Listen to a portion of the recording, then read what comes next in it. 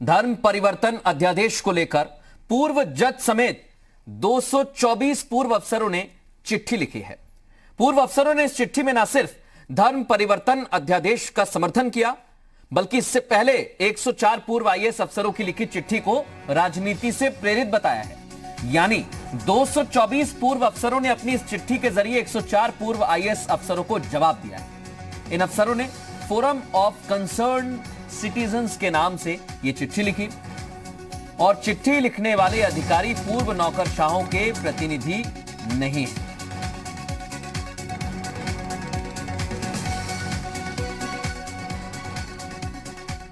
धर्म परिवर्तन अध्यादेश पर कई पूर्व जज समेत 224 अफसरों की चिट्ठी पर बीजेपी का कहना है कि आज बुद्धिजीवी वर्ग ने उन लोगों को जवाब देने का काम किया है जो इसके विरोध में थे।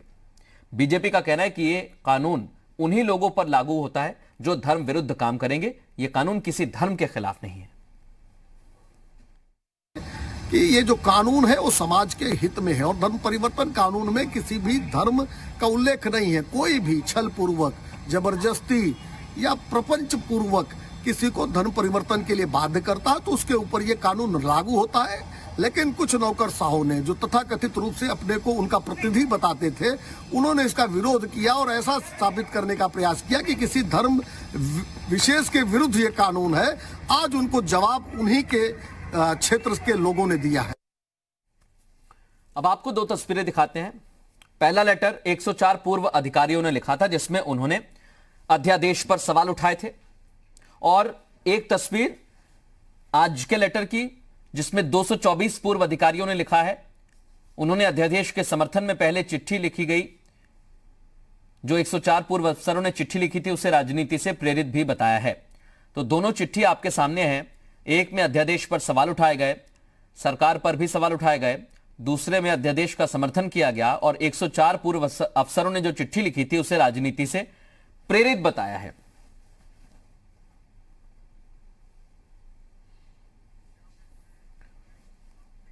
और सीधे मेहमानों का रुख करेंगे। तमाम खास मेहमान इस समय हमारे साथ जुड़ गए हैं। इस मसले पर हम चर्चा करेंगे, सवाल पूछेंगे कि आखिर वाकई में पुरानी जो चिट्ठी थी 104 पूर्व अफसरों ने लिखी थी वो राजनीति से प्रेरित थी क्या। खास मेहमान हमारे साथ जुड़ गए।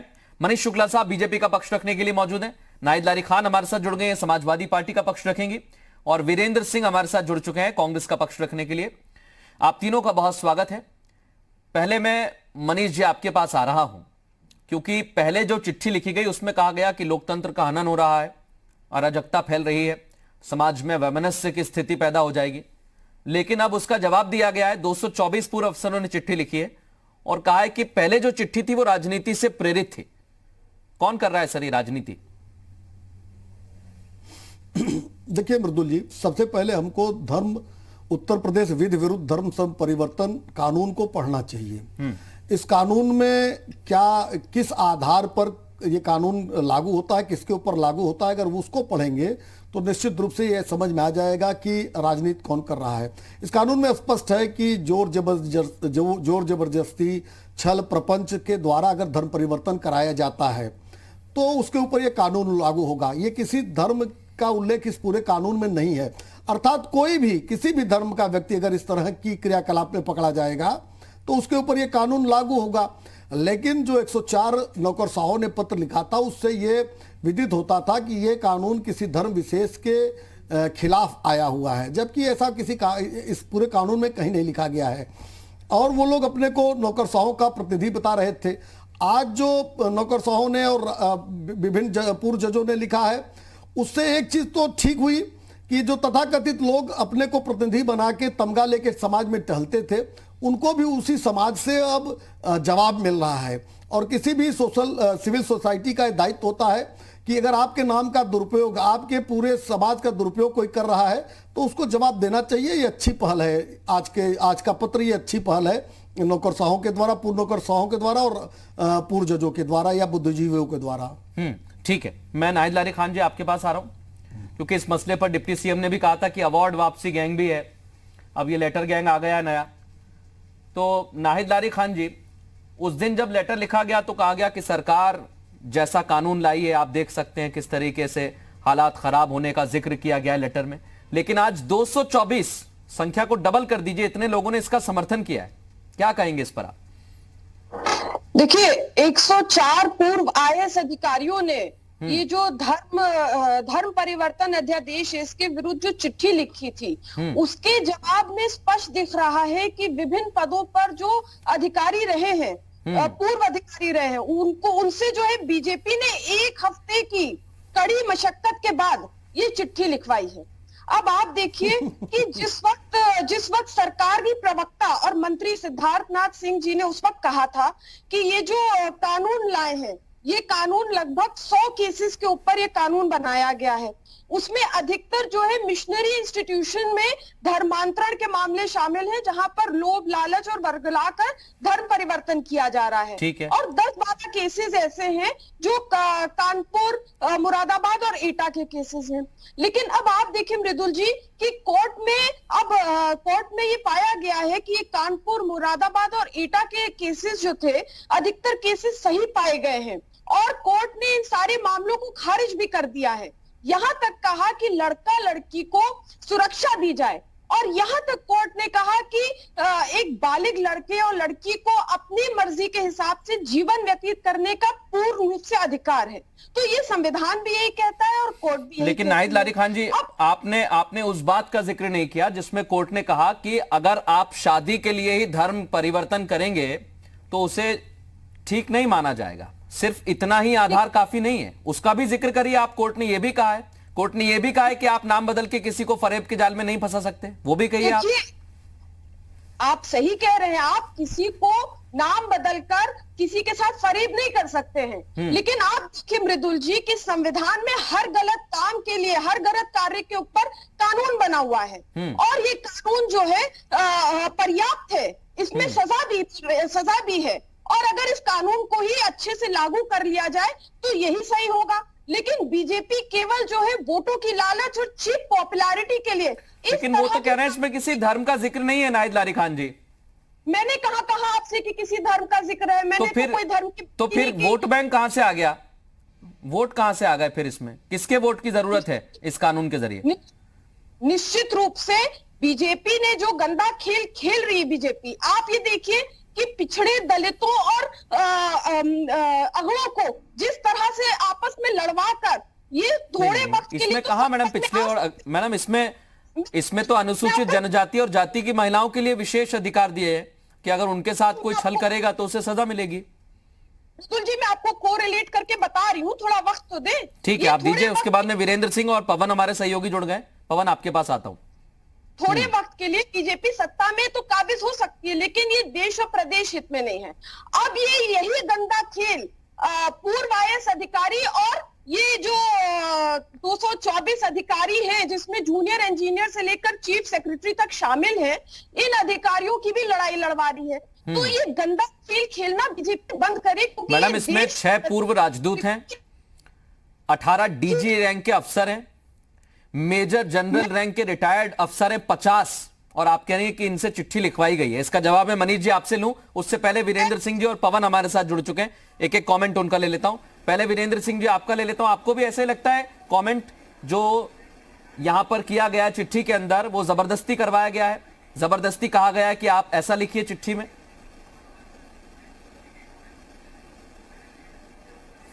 देखिए मृदुल जी, यह देश लोकतंत्र से चलता है, संविधान से चलता है।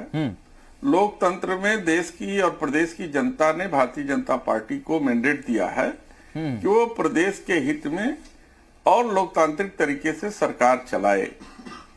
सरकार में कभी किसी वरिष्ठ पदों पर बैठे हुए जो पूर्व आईएएस अधिकारी हैं, वो आज आईएएस नहीं हैं, लेकिन वो आम नागरिक तो हैं, उनको अपनी बात रखने का अधिकार है। ठीक है। और उन्होंने एक फोरम के जरिए जो महसूस किया कि उत्तर प्रदेश में जो लव जिहाद जैसे कानून को बना करके एक तरीके से वातावरण को जो है खराब करने की कोशिश की जा रही है, वो जनहित में नहीं है और जो है कि प्रदेश की जो गंगा जमुनी तहजीब है उस पर भी कहीं न कहीं से आघात पहुंच रहा है। उन्होंने अपनी मंशा रखी, लेकिन भारतीय जनता पार्टी की सरकार में उत्तर प्रदेश के मुखिया ने इसका जवाब जिसको उनको संतुष्ट करके जनता को संतुष्ट करना चाहिए, लोकतांत्रिक तरीके से रखना चाहिए, उन्होंने इसका जवाब उन्हीं के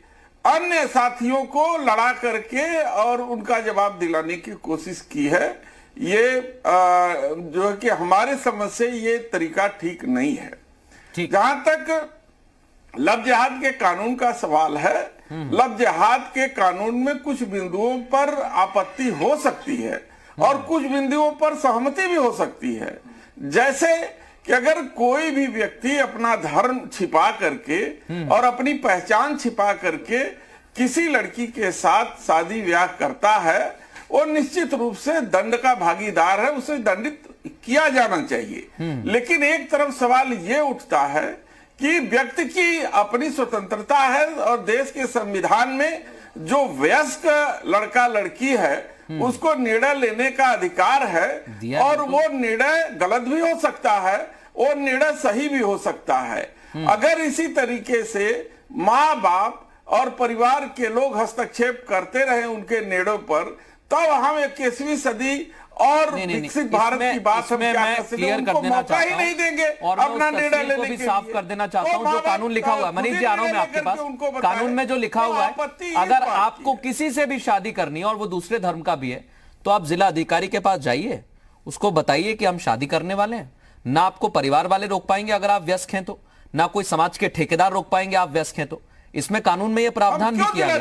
बिल्कुल जिलाधिकारी के पास जाइए ना, यही तो है सर, क्योंकि कई सारे केसेस हम देखते हैं जहां पर लड़के और लड़की खुद ही कहते हैं कि हमें अपने परिवार वालों से खतरा है, हमें बचा लीजिए। ये शादी कोई लाइसेंस नहीं है, ये दो दिलों का मामला है। अगर सर दो दिलों का मामला है और किसी लड़के लाइसेंस नहीं है तो फिर तो शादी होनी नहीं चाहिए ना। उसके साथ फ्रॉड करेगा नहीं, फिर हम क्यों सर उसमें शादी का सर्टिफिकेट देते हैं? कह दीजिए दिलों का मामला है, दिल में ही चलता रहेगा, फिर काहे के लिए सर्टिफिकेट बनाते हैं? तो शादी का सर्टिफिकेट के तो वही कह रहा हूं ना सर, जब हम शादी का सर्टिफिकेट बनाते हैं तो जिलाधिकारी को बताने में दिक्कत क्या है सर? बता सकते हैं ना आप, आपको कोई रोक तो रहा नहीं है, आप सिर्फ एक जानकारी दे सकते हैं। अगर आप लाइसेंस बनवाते हैं तब भी आपको जानकारी देनी होती है, मुझे गाड़ी चलाना आती है, दिखाना होता है, ऐसा तो है नहीं।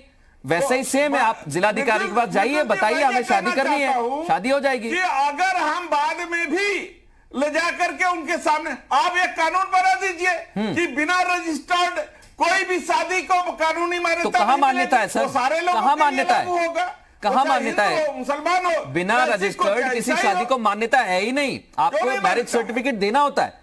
मैं आपके पास आ रहा हूं वीरेंद्र जी, क्योंकि इस चिट्ठी को लेकर जो सवाल उठाए जा रहे हैं, मैं पवन आपका रुख कर रहा हूं और कहा जा रहा है कि सरकार ने दबाव बनाया, अधिकारियों से अधिकारियों को लड़वाने का काम किया है।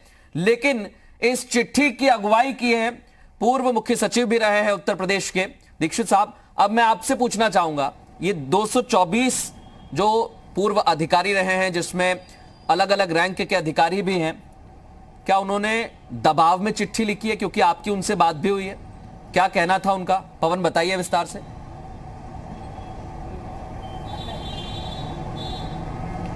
मृदुल, बड़ी हास्यास्पद बात है। अगर विपक्ष की बात सुने तो विपक्ष समझना नहीं चाहता है कि कानून किस लिए बनाया गया है, कानून किन किन लोगों पे लागू होगा और कानून के दायरे में कौन लोग आएंगे।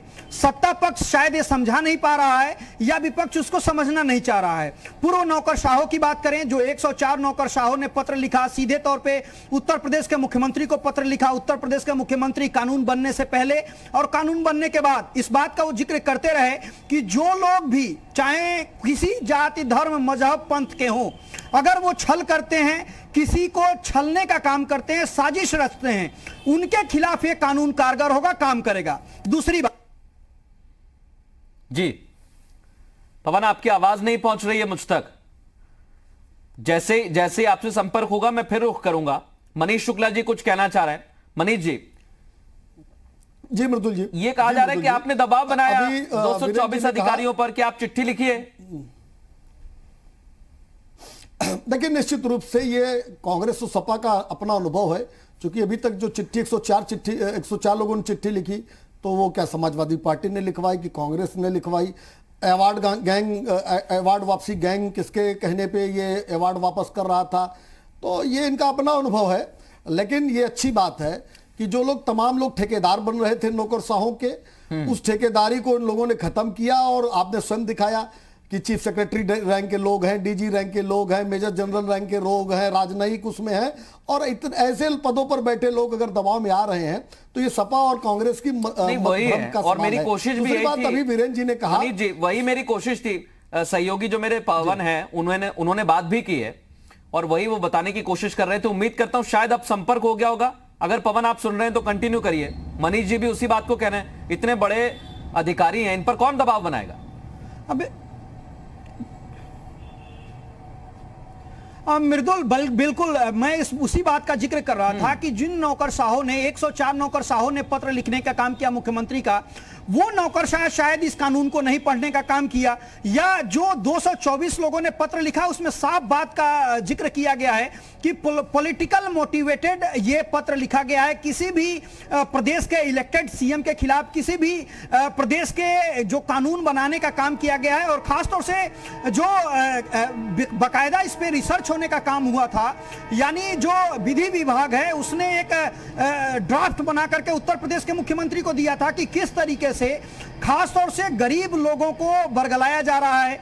उसके अलावा जो तमाम मेरठ, कानपुर, बुलंदशहर, सीतापुर, तमाम ऐसे शहर हैं जहां पे दर्जनों ऐसी घटना घटित हुई है जिसमें नाम बदल करके शादी करने का काम किया गया, धर्म परिवर्तन करने का काम किया गया। इसका जिक्र कोर्ट ने भी कहा कि महज शादी के लिए किसी का आप धर्म परिवर्तन नहीं कर सकते हैं, यानी उसके पीछे का मोटिव क्लियर होना चाहिए, और उसके लिए कानून की जरूरत है जिसको लेकर के उत्तर प्रदेश सरकार ने कानून बनाया।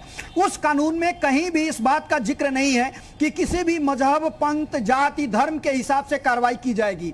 रही बात की जो पूर्व नौकरशाह पत्र लिखने की बात है, तो 104 जब नौकरशाहों ने पत्र लिखा तब समाजवादी पार्टी और कांग्रेस के लोगों ने क्यों नहीं सवाल खड़ा किया कि इन लोगों को सीधे तौर पे मुख्यमंत्री को पत्र नहीं लिखना चाहिए था, पहले कानून को पढ़ना चाहिए था कि कौन सा कानून बनाया गया, उत्तर प्रदेश सरकार ने बनाया है, कौन सा विद्वेष फैलाने का काम किया गया, और इससे पहले किस तरह की घटनाक्रम को अंजाम दिया जा रहा था। रही बात 204 नौकरशाहों की, तो 204 नौकरशाहों ने उन बातों का जिक्र किया कि जो 104 लोग हैं वो पूर्व नौकरशाहों का प्रतिनिधित्व नहीं कर सकते। यही बहुत अहम सवाल है, जो मंशा है, ये बहुत अहम है पवन जो आप बता रहे हैं पूर्व नौकरशाहों को 104 पूर्व अफसर किसी भी नौकरशाह का प्रतिनिधित्व नहीं करते हैं, उनके प्रतिनिधि नहीं है, इस चिट्ठी से साफ हो गया है। नाहिद लारी खान जी, ये तो अधिकारी तो साथ के ही हैं, किसी को आपत्ति हो सकती है, कोई समर्थन में आ सकता है, लेकिन सबसे अहम सवाल ये किसी का जिक्र तो उस कानून में है नहीं, फिर दिक्कत कहां पर आ रही है? देखिए मृदुल जी, मुझे नहीं लगता कि ये जो 224 अधिकारी जिन्होंने ये चिट्ठी लिखी है योगी जी को, ये न्यूज ज्यादा देखते हैं, क्योंकि आए दिन, जबकि बल्कि मैं आज की घटना का अगर जिक्र करूं, कानपुर, बदायूं, संभल, आपके चैनल में दिख रहा था कि लड़के लड़की ने एक साथ फांसी लगा ली, फिर से लटक आत्महत्या कर ली। क्यों आत्महत्या की? निश्चित रूप से शादी के लिए की। मैं नहीं जानती कि वो किस धर्म के थे, किस जाति के थे, मैंने आपके न्यूज चैनल पे भी देखा। तो निश्चित रूप से शादी के की। तो मैडम वही तो है, वही तो कानून कह रहा है, आप जिला अधिकारी को बता दीजिए, आपसे कोई कुछ नहीं कहेगा, यही तो कानून कह रहा है। आप मेरी बात कंप्लीट होने दें। एक तो परिवार का दबाव, ऊपर से कानून का नहीं, इसमें कानून कुछ नहीं है मैडम, कानून नहीं, नाहिद लारी खान जी, देखिए मैं गलत नहीं कहने दूंगा, आप परिवार वालों का दबाव मान सकती हैं, वो हो भी सकता है, लेकिन कानून में कहां लिखा हुआ है कि आप शादी नहीं कर सकते? आप क्या चाहते हैं कि नौजवान लड़के लड़की जो शादी करना चाहते हैं वो यूं ही आत्महत्या कर ले, पेड़ पे लटक? नहीं, मैं चाहता हूं कि वो जिलाधिकारी को बता दे जाकर, जैसा कानून में लिखा है। मैं तो कानून के मुताबिक ही चलूंगा ना मैडम, इस देश के नागरिक भी हैं, प्रदेश में भी अगर ऐसा कानून बना है तो हम कानून के मुताबिक ही चलेंगे ना। जिला अधिकारी को बता दें, वो शादी भी करवा देंगे। आपको अगर कोई सेफ्टी के लिए कोई पुलिस वाला चाहिए, पुलिसकर्मी चाहिए, तो वो भी दिलवा देंगे। जी मुझे बोलने तो दे। हाँ, हमारा एम है कि नौजवान को बचाना है, नौजवानों को बचाना, नौजवानी देश का भविष्य है। ये 70-80 के जो अधिकारी देश का भविष्य नहीं है। तो नौजवानों को धोखा देने दे मैडम, नौजवानों को धोखा देने दे क्या? अगर कोई कानून बना है, और अगर कानून बना है उसमें लिखा गया है कि आप जिला अधिकारी को बताइए, शादी करिए। मैडम पहली बात तो ये कि देखिए, अधिकारी हो, नौजवानों, सभी इस देश के ही नागरिक हैं, कोई बाहर से नहीं आया है। मैं एक छोटा छोटा कमेंट, नाहिद लारी खान जी आपने जो कहा है उस पर मनीष जी कुछ कहना चाह रहे हैं, फिर वीरेंद्र जी आपके पास आ रहा हूं मैं। मनीष जी बहुत छोटा रखिएगा, 30 सेकंड। देखिए, तमाम एग्जाम्पल लोग दे रहे हैं, लेकिन मेरठ में एक लड़की को जबरन धर्म परिवर्तन कराया गया, बाद में उसके घर में उसको मार के उसकी बेटी के साथ दफना दिया गया। लखीमपुर खीरी में धर्म परिवर्तन का दबाव था और नहीं मानने पर उसकी हत्या कर दी गई। ये तमाम एग्जाम्पल्स हैं। और उत्तर प्रदेश सरकार उत्तर प्रदेश की बहन बेटियों को आताताइयों के रहमो करम पर नहीं छोड़ सकती। ये कानून बहन बेटियों के पक्ष में है और जो लोग इसका विरोध कर रहे हैं वो बहन बेटियों को पूर्व की सरकारों की बात लावारिस छोड़ देना चाहते हैं, उनके हाल पर उनको छोड़ देने की वकालत कर रहे हैं। और 104 लोग जब चिट्ठी लिखे थे तो क्या समाजवादी पार्टी, अखिलेश यादव या नाहिद लारी ने कहा था कि ये 70-80 साल के हैं, इनसे क्या मतलब है? और आज जब लिख रहे हैं तो कह रहे हैं 70-80 साल के हैं। ये दोहरा चरित्र है सपा और कांग्रेस का।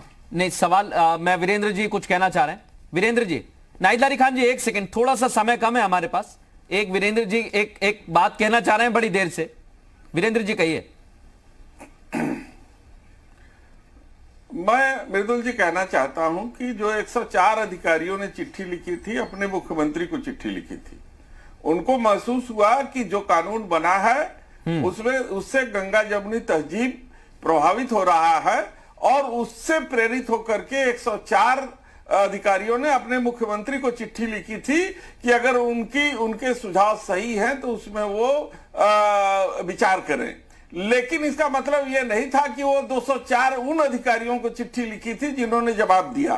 तो जवाब तो मुख्यमंत्री जी को देना चाहिए कि नहीं ये कानून सही है और हम इस पर विचार करके ही ये किए हैं। वो तो विधानसभा में दिया ना सर जवाब। इनके 104 अधिकारियों के जवाब में 224 लोगों ने जवाब दिया है। यही दर्शाता है कि कहीं न कहीं से प्रेरित होकर के अभी अध्यादेश आया है वीरेंद्र जी, अभी अध्यादेश आया है ये बात और उम्मीद करते हैं कि इस पर एक चर्चा भी होगी, क्योंकि मनीष शुक्ला जी कह रहे हैं कि जो अराजकता फैलाते हैं, जो धोखा देते हैं, फरेब करते हैं, उनकी अब खैर नहीं है। आप चारों का बहुत शुक्रिया इस खास चर्चा में शामिल होने के लिए।